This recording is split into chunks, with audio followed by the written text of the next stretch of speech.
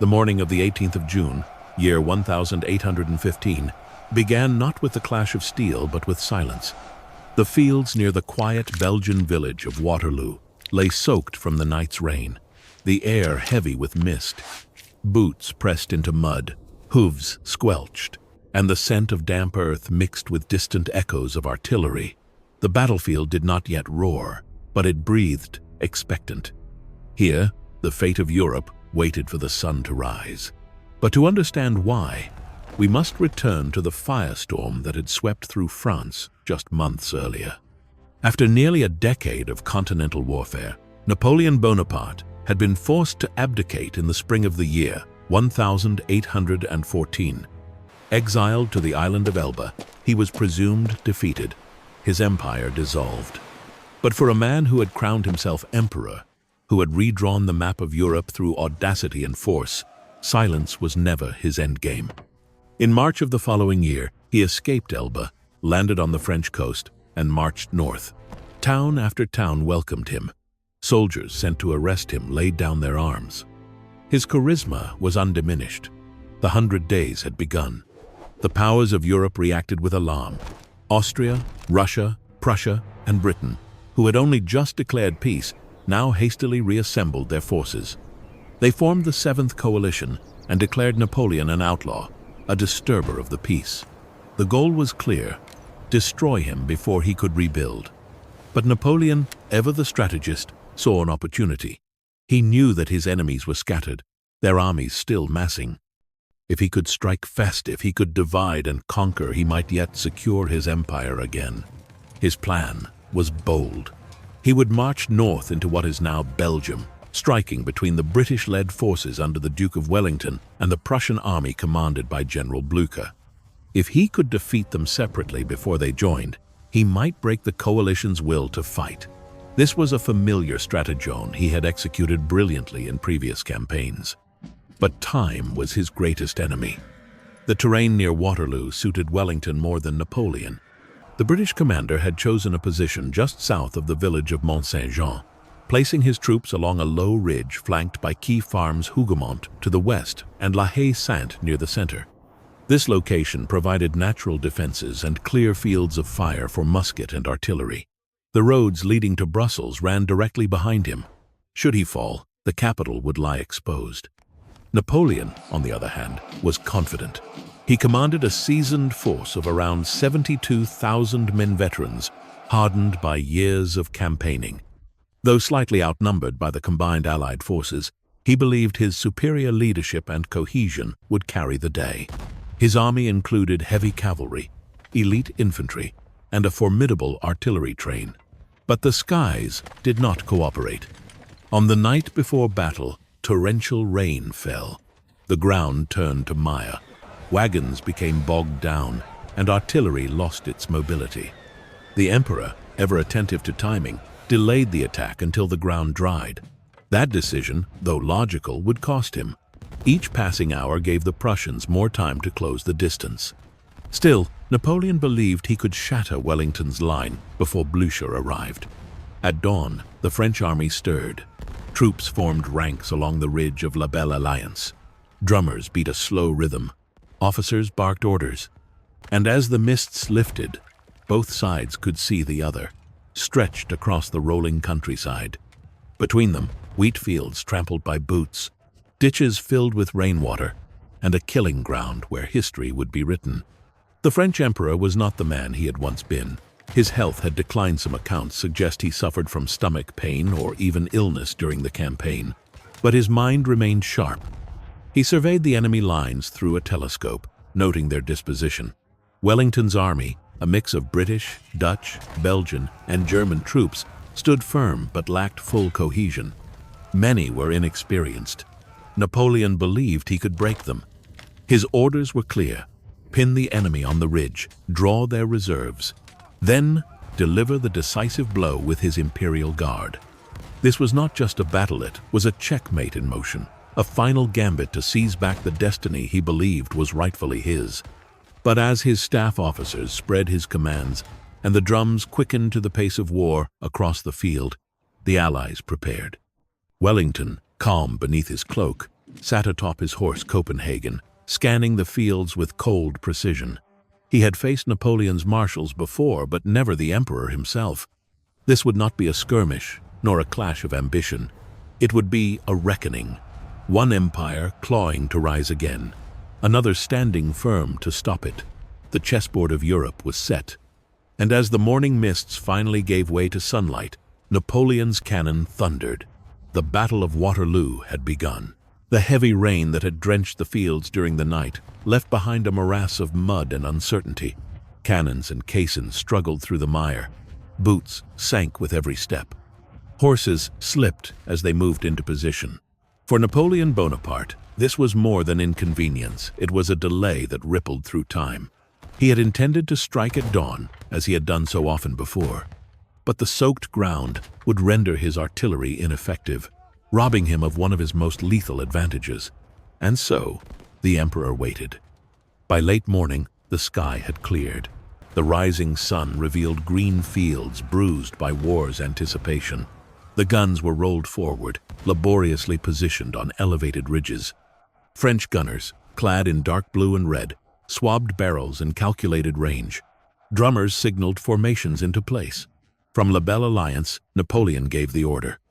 The thunder of war returned to Europe. Over 100 cannon roared in unison. The opening bombardment of the Battle of Waterloo shattered the silence like a whip crack across history. Smoke poured from the muzzles, obscuring the enemy's positions. Shells arced into the ridge held by Wellington, exploding in dirt and blood. Trees splintered. Men fell screaming. The ground shook with every volley. But despite the spectacle, the sodden soil absorbed much of the shot's deadly energy. Cannonballs buried themselves rather than ricochet. The devastation was muted. The opening punch, intended to shake the Allied lines, did not break them. Napoleon's next move was more focused. He targeted the western flank Hougoumont sprawling farm compound, surrounded by orchard walls and tall hedges. It was a critical point, though never intended to be the main front. Napoleon hoped a strong push here would pull in Wellington's reserves. What followed was not a feint, it became a furnace. At approximately 11:30 in the morning, waves of French infantry surged toward Hougoumont. Skirmishers moved through the orchard. They were met with blistering fire from British guards entrenched within the walls. Muskets fled from windows, loopholes, and barn doors. The French attackers reached the gate and poured in. What unfolded was chaos. The courtyard became a killing ground. Bayonets met at arm's length. Fires broke out inside the farmhouse. Men fought amidst smoke, screams, and falling timbers. Desperate British defenders managed to shut the gates behind them, trapping French soldiers within. Those who had breached the perimeter were cut down. Bodies smoldered alongside burning hay. Still, the French came again and again. Throughout the day, Napoleon poured thousands of men into Hougoumont. Wellington, understanding the tactical importance of holding the flank, reinforced the position again and again. Ammunition ran low. The wounded groaned beneath the floorboards. The orchard was soaked not only in rain, but in blood. By some accounts, the fighting at Hougoumont consumed as many as 7,000 lives over, a patch of ground no larger than a neighborhood. This was not the grand maneuver Napoleon had envisioned. It was a grinding, immovable clash-a-match lit by strategy but consumed by stubborn resistance. The farm held, the flank held, and the Allied center remained untouched. Napoleon turned his gaze elsewhere. His objective now shifted to the middle of the battlefield. La Haye-Sainte, a small farmhouse located near the main road to Brussels, sat in a shallow dip before the Allied ridge. It became the next target of his fury. But before he could strike, he needed to soften the enemy. Cannons resumed their pounding. French gunners fired blind into the ridgeline. Smoke drifted across the wheat. The sun, now high, reflected off musket barrels and brass buttons. Across the field, Wellington remained composed. He had deployed his men behind the crest of the ridge, rendering them almost invisible to French fire. It was a tactic designed for just such a day, exposing only a sliver of the line while maintaining cohesion. Napoleon's subordinates urged him to press the center. Marshal Ney, ever impetuous, was eager to launch an assault. But the emperor remained calculating. He knew that the true blow had not yet been struck. His attention turned to d'Erlon's corps, his largest body of infantry, standing ready in the center. Soon, he would unleash them in a broad frontal assault. But for now, he observed, biding his time. Back at Hougoumont, the fighting reached a crescendo. Flames licked the walls. The roof of the chapel collapsed. Yet still, the defenders clung to the ruins. They did not yield. And with every failed attack, French frustration mounted. What should have been a minor engagement had become a meat grinder, chewing up the morning, the men, and the emperor's margin for error. The storm Napoleon had waited for was now in motion, but not in the way he had planned. The fields were loud, the air thick with smoke, the dead already too numerous to count. But the battle, as brutal as it had become, was only beginning. Just after 1 o'clock in the afternoon, Napoleon unleashed what he believed would be the hammer blow. 4 infantry divisions of General d'Erlon's corps, 20,000 men in total, marched forward toward the Allied center. It was a sight both majestic and terrifying. Columns of blue-coated soldiers moved through the smoke like waves of steel, bayonets gleaming, drums pounding a steady rhythm. This was the core of the emperor's army, veterans of Austerlitz, Jena, and Wagram. They had triumphed across Europe. Now they aimed to do so again. The target was the shallow valley before the ridge of Mont Saint-Jean, where Allied forces held a precarious line near the key farmhouse of La Haye-Sainte. As d'Erlon's divisions descended, their cohesion faltered. The wet terrain slowed their advance. Dense formations, ideal for shock assault, became vulnerable in open ground. But the French pushed forward relentlessly. At first, the Allies appeared shaken. Several Dutch and Belgian units gave way. The French began to ascend the slope toward the crest of the ridge. A breakthrough seemed imminent. But then, from behind the ridge, a sudden roar emerged, an avalanche of hooves and sabers. The Union Brigade British heavy cavalry had been lying in wait. Comprised of the Scots Greys, the Royal Dragoons, and the Inniskilling Dragoons, these were no mere scouts. They were shock troops, designed to crush and scatter infantry. With barely a command, they surged forward in a thunderous countercharge. The Scots Greys, mounted on massive gray horses, tore through the French columns. Sabers slashed, horses trampled, and d'Erlon's men, already disorganized, buckled under the pressure. The disciplined advance turned into chaos. Some French soldiers threw down their muskets. Others fled into the valley, or back down the slope. The once proud columns dissolved in minutes. It was a stunning moment. The French infantry had been scattered by an unexpected force from the mist. The Union Brigade, carried forward by their own momentum, did not stop. They charged beyond their initial objective, pressing deeper into French lines. In their enthusiasm, they outran their support and reached the French artillery positions. Here, they briefly succeeded. French gunners were cut down. Cannons were overrun. The battlefield tilted. But this success came at a cost. Without infantry or reserves to hold the ground they had taken, the British cavalry was now exposed. French lancers and cuirassiers counterattacked, and the tide reversed.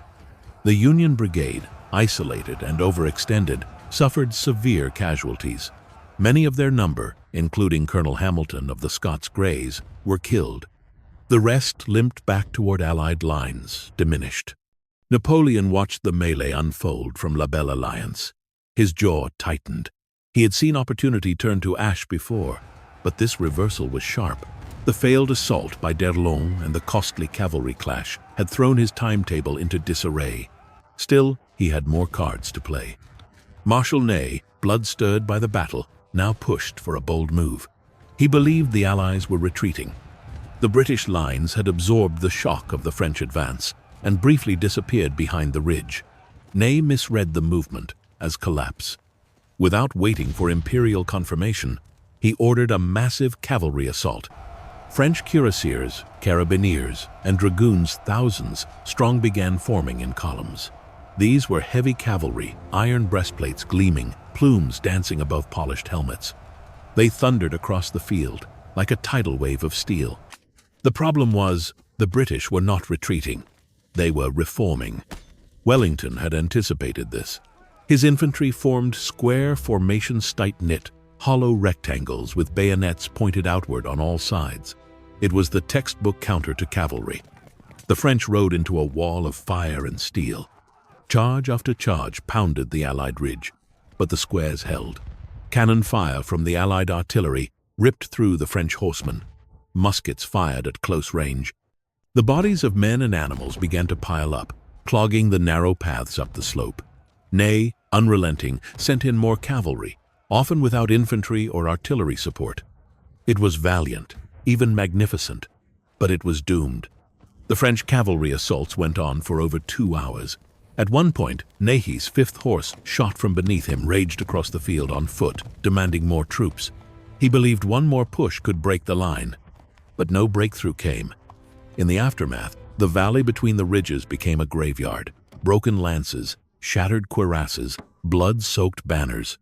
Napoleon's hammer had struck, again and again, but the anvil did not break, and beyond the fields, dark shapes stirred in the east. The Prussians were coming. It was late afternoon when the rumbled Camino from the west, where French cannons barked at Allied lines. But from the east, across the thickening woods of Plancenoit, the sound was unmistakable. The heavy tread of marching columns, the metallic clang of sabers, the creak of caissons. General Gebhard Leberecht von Blücher and the Prussian army had arrived. Their timing, though hard fought and uncertain for hours, now threatened to tip the balance of the battle. Blücher, 72 years old and injured from a previous engagement, had promised Wellington that he would march to Waterloo. Despite delays, muddy roads, and exhaustion, he had kept his word. Around 30,000 Prussians approached the French right flank. Napoleon had planned for many possibilities, but this was the one he had dreaded. The first warning came from scouts. Then smoke rose from the woods. Soon, cannon fire erupted from the east. French officers rushed to inform Napoleon. The emperor remained calm, but his eyes narrowed. He had hoped to break Wellington before the Prussians intervened. That window was now closing. Orders were dispatched rapidly. General Lobau and 2 Division 6,000 men were diverted to hold the Prussians back. Meanwhile, Marshal Ney, still fixated on the Allied center, continued his attacks. The French army was now being pulled in opposite directions, frontal assaults against entrenched lines and a sudden threat on the flank. The chessboard was cracking. At La Haye-Sainte, fighting intensified. The small farmhouse, nestled in a depression near the Allied center, had become a strategic anchor. French skirmishers, supported by voltigeurs and engineers, pressed hard against the King's German Legion defenders inside. After hours of brutal combat, the French finally seized La Haye-Sainte around 6 o'clock in the evening. It was a brief glimmer of hope. From the courtyard, French sharpshooters could now fire into the heart of Wellington's position. Ney, believing victory was within reach, sent word to Napoleon. A final assault could break the British line. But the emperor's mind was split. Blücher's vanguard was already engaging the French right near the village of Plancenoit. The battlefield was no longer a single front, it was collapsing into a series of desperate engagements. Still, Napoleon did not panic. He committed his young guard to support Lobau against the Prussians, sending additional artillery to blunt the enemy's approach. Fierce house-to-house combat erupted in Plancenoit. Prussians and French troops battled over graveyards, churchyards, and stone walls. The village changed hands multiple times in less than an hour. Back at the center, Ney continued to press his attacks.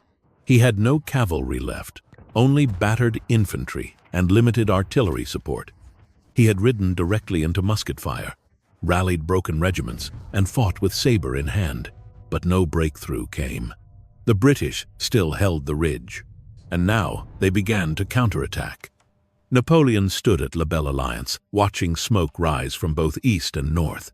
He ordered the Imperial Guard to prepare. These were his finest troopsmen, who had never broken in battle. But even as he rallied for a final blow, Wellington's army surged forward, stabilized by the arrival of fresh units and the knowledge that Prussian reinforcements were on the field. The battlefield's geometry had shifted. French formations were overextended. Communications broke down. The carefully constructed tempo of Napoleon's assault had dissolved into reactive defense. And in every direction, the Allies pushed. From the east, Blücher now committed additional Prussian brigades. The French defenders in Plancenoit, already depleted, began to fall back. The village once more passed into Prussian hands. The right flank of Napoleon's army began to fold. Rumors spread among the troops. Some believed their emperor had been killed. Others feared total encirclement. In reality, Napoleon remained in command. But his options dwindled. It was nearly 7 o'clock. The sun dipped toward the horizon, casting long shadows across fields littered with the fallen. The emperor's eyes turned to the ridge once more. He had one reserve left, this most sacred and feared force. He would send in the Imperial Guard. But even as they assembled, the French army had begun to unravel. Officers could no longer control panicked troops. Ammunition was low, the cavalry was shattered. Thousands lay dead or dying. What had begun as a calculated strike had become a desperate gamble. The arrival of Blücher had not merely tilted the scales, it had shattered them. And as dusk approached, the Battle of Waterloo teetered on the edge of catastrophe for Napoleon. His empire stood on a knife's edge. Only one move remained. As the clock neared 7 in the evening, the air over Waterloo hung heavy with smoke, screams, and the sickening scent of burnt powder. Fires still crackled in Hougoumont and Plancenoit. The once orderly fields had become a churned graveyard of bodies and shattered weapons. Yet one corner of the French line still held its form rigid, precise, and unshaken. There stood the Imperial Guard, Napoleon's last hope. These were not ordinary soldiers. The Imperial Guard, particularly the Old Guard, represented the soul of the Grande Armée. Veterans of countless campaigns, handpicked by the emperor himself, they were revered and feared across Europe. Their very presence had, in past battles, turned tides and broken enemies without a fight. Now, they were summoned not to inspire but to save. Napoleon rode before them one last time, his voice steady, despite the desperation in the air. He raised his hand, and the command echoed, "En avant." The Guard began to move in a rush, not in a charge, but with measured precision. 4 battalions of the Middle Guard led the advance, followed by the Old Guard as reserve. Drums tapped the pace. Their bearskin hats rose above the smoke like shadows of an empire refusing to die. They descended the slope from La Belle Alliance, crossed the battered fields, and climbed toward the Allied ridge. The sun, now low in the west, caught the gold on their eagles and epaulets. Every step was a declaration. France was not finished. Wellington's troops watched from the ridge. Many had never faced the Imperial Guard before. Officers moved swiftly, calling for reinforcements. Rifles were loaded, artillery repositioned. The final act of the day's grim theater was unfolding. As the Middle Guard approached the Allied center-right, they encountered withering fire. British and German troops under General Maitland and General Adam opened up at close range. Whole ranks of the Guard fell, yet the columns pressed on. For a moment, they breached the crest bayonets flashing in the smoke. But the line did not break. Wellington, calm and calculating, had held back elite reserves. Now he unleashed them. The foot guards, hidden behind the ridge, rose and fired volleys into the advancing French. The Guards staggered. They tried to reform under brutal musketry, but the momentum was gone. Then came a devastating countercharge. British lines surged forward with the ferocity of men defending the final thread of their army. The Middle Guard began to falter. Some battalions turned, others stood and died where they were. What had once seemed like an unstoppable force now faced immovable resistance. Rumors spread quickly across the battlefield. One phrase, whispered then shouted, echoed like a cannon blast. "La Garde recule. The Guard is retreating." For the first time in their history, the Imperial Guard had turned back in battle. Napoleon, watching from a distance, knew what it meant. The symbolism alone was enough to shatter morale. Across the French lines, soldiers who had held their positions for hours now broke. Formations dissolved. Some screamed in rage. Others threw down their weapons and ran. The psychological shield that had held the army together was gone. To stem the panic, the Old Guard was ordered to form squares near La Belle Alliance. These were the Emperor's most loyal. They did not retreat. As the rest of the army collapsed, they held firm, repelling Prussian cavalry and covering the emperor's withdrawal. Around them, the battlefield was dissolving into chaos. Prussian troops surged from Plancenoit. British forces descended from the ridge. The French army was being crushed from all sides. But in the heart of this collapse, the Old Guard stood as a monument not to victory, but to loyalty. Wellington advanced cautiously. He did not know whether this was a trap or a final stand. But as he watched the French army stream southward, he understood. The battle was over. Blücher, arriving at La Belle Alliance, met him with grim satisfaction. The two commanders, British and Prussian, had broken Napoleon. The Guard's final march, magnificent in form, ended in silence and smoke. Napoleon would escape the battlefield that night. But the empire he sought to reclaim had ended in those final volleys, on that blood-soaked ridge in Belgium. Dusk settled over the battlefield like a shroud. The golden light of the setting sun filtered through smoke and drifting embers, casting long, distorted shadows across the ruined fields. Where once two great armies had stood in disciplined ranks, now only wreckage remained: torn flags, twisted metal, and the still forms of thousands of men who would never rise again. Amid this devastation, the Grande Armée disintegrated. When word spread that the Imperial Guard had broken, a panic, unlike any in Napoleon's previous campaigns, gripped his troops. Veterans and conscripts alike dropped their weapons, casting away muskets and shakos, fleeing in disordered mobs toward the south. Officers tried in vain to regroup their men, but the tide of fear swept through the ranks faster than any command could contain. The cry, "Sauve qui peut," every man for himself, echoed through the night. Napoleon, surrounded by a dwindling staff, recognized the finality of what was happening. He had gambled everything on Waterloo, and he had lost. His army was no longer retreating in formation, it was dissolving. What remained was not a force, but a memory, trailing back toward France in fragments. Along the Brussels road, the French rear became a bottleneck of terror. Wagons overturned, horses bolted. Wounded men crawled into ditches, praying not to be trampled. The Prussians, relentless and fresh from their victory at Plancenoit, pursued with vigor. They cut through the fleeing French, taking no quarter. Artillery pieces were abandoned. Entire regiments ceased to exist. And yet, not all fled. At the southern edge of the field, near La Belle Alliance, the Old Guard had formed squares. They stood silently, muskets ready, faces grim. Surrounded and vastly outnumbered, they did not retreat. Prussian cavalry charged again and again, only to be repulsed by disciplined volleys. These last few battalions held their ground not for victory, but for honoring to buy their emperor time.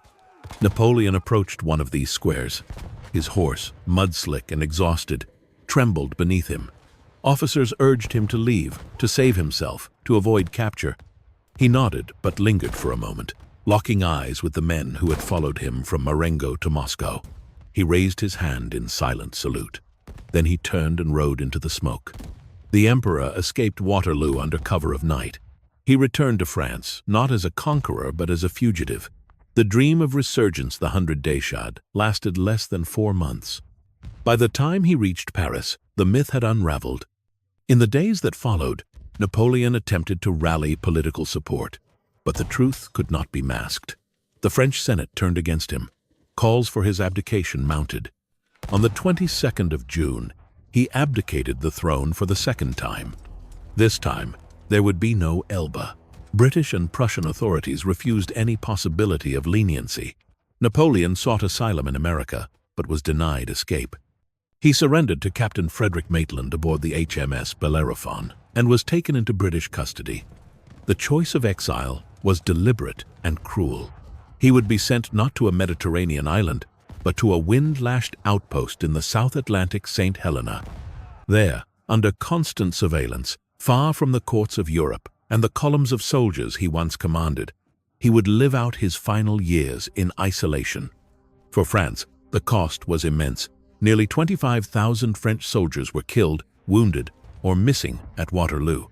The Allies suffered losses to roughly 23,000 between British, Dutch, Belgian, and Prussian forces. But it was France that paid the greater political price. The Bourbon monarchy was restored.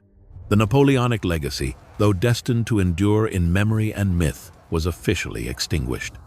Yet even in defeat, the name Napoleon remained charged with power.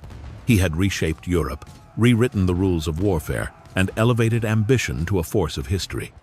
The collapse of his empire was not merely a military event, it was a cultural reckoning, the violent end of an era birthed in revolution and crowned in self-declared glory. Waterloo had begun as a chance for redemption. It ended in silence, smoke, and a long retreat into legend. As night engulfed the battlefield and the last musket cracks faded into the distance, the full magnitude of what had occurred began to settle on those who remained. Waterloo was not merely a defeat, it was an ending. The fields outside the quiet Belgian village had become the grave of an empire and the cradle of a new European order. The victory of the Allied forces, led by the Duke of Wellington and reinforced by Field Marshal Blücher's Prussians, was absolute, but it had come at a staggering cost. Of the more than 120,000 soldiers who had fought that day, nearly 50,000 lay dead or wounded. Whole units had ceased to exist. Sons of France, Britain, Prussia, Hanover, the Netherlands, and Brunswick had fallen side by side in blood-soaked ditches and shattered hedgerows. The dawn of the 19th of June revealed a landscape transformed not by nature, but by steel and fire. For the British, Waterloo would become a symbol of national pride. Wellington, reserved and restrained as ever, downplayed his role publicly. But privately, he confessed, it was the nearest run thing you ever saw in your life. His army had withstood the best Napoleon could deliver, and though battered, it had not broken. The Prussians, too, saw Waterloo as a moment of vindication. Blücher, the aging warrior who had been thrown from his horse at Ligny just days before, had returned to fulfill his word. His troops had arrived in time, had fought through hellish terrain, and had helped seal the fate of the greatest military mind of the age. But the battlefield itself cared little for glory. In the aftermath, peasants scoured the wreckage for usable scraps. Dogs roamed between corpses. Surgeons, exhausted and blood-soaked, worked through the night by lantern light. Churches overflowed with the wounded. The roads to Brussels and Charleroi were lined with carts bearing the dying. No side was spared the human cost. And yet, amid the wreckage, a new balance emerged. The defeat at Waterloo marked the definitive end of the Napoleonic Wars. With Napoleon gone, the Congress of Vienna resumed its reshaping of Europe. Borders were redrawn, monarchies were restored. For nearly a century, Europe would be spared a continental war of such scale. The period that followed, known as the Pax Britannica, saw British naval and colonial dominance expand across the globe.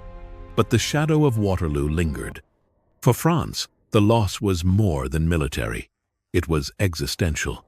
The revolution's legacy, the dream of meritocracy, civic code, and national pride forged in Republican fire, had collapsed beneath the boots of coalition soldiers. The return of the Bourbon monarchy was met with bitterness and resignation. Napoleon's ashes would not rest until 1840, when his remains were returned to Paris, interred at Les Invalides beneath golden Domazon emperor in death, though dethroned in life. Waterloo itself became a pilgrimage site. Veterans returned to walk the grounds, tracing the slopes they had once charged, standing silent before monuments to fallen friends. Writers, poets, and painters would romanticize the battle, elevating it beyond tactics and timelines into the realm of legend. Victor Hugo would later write of the Guard's final stand, "They died facing the earth rather than turning their backs." But legend should not obscure truth. Waterloo was not a clean or noble affair. It was mud, confusion, and carnage. It was commanders making desperate decisions in the fog of war. It was mistakes and miscalculations, courage and coincidence. It was, above all, human. The echoes of Waterloo reverberated through history. It taught military strategists the limits of frontal assaults, the importance of coordination, and the unpredictability of terrain and weather. It reminded rulers that charisma alone could not defeat coalitions, and it warned that even the greatest of empires could fall in a single day. As the sun set fully and silence reclaimed the fields, what remained was memory. Memory etched into stone at La Haye-Saint, Hougoumont, and La Belle Alliance. Memory passed down through families, told in stories of valor and horror. Memory that, even 2 centuries later, still stirs debates in classrooms and military academies. Waterloo was more than a battle. It was the moment history drew a line between what was and what would never be again.